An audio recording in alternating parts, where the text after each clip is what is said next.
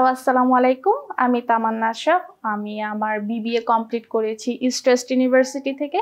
দেন আমি প্ল্যান করি মাস্টার্স প্রোগ্রামের জন্য আমি অ্যাব্রোডে যাব। তো দেন আমি কনসালটেন্সি সার্ভিস নেওয়ার জন্য ইনফো স্টাডিতে আসি।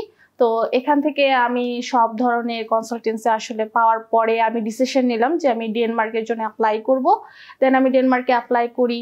এখানে যারা ভাইয়ারা আছেন তাদের সবার গাইডলাইন অনুসারে সবকিছু ফলো করার পরে আমি সব ফর্মালিটিস ডান করার পরে finally I got my visa.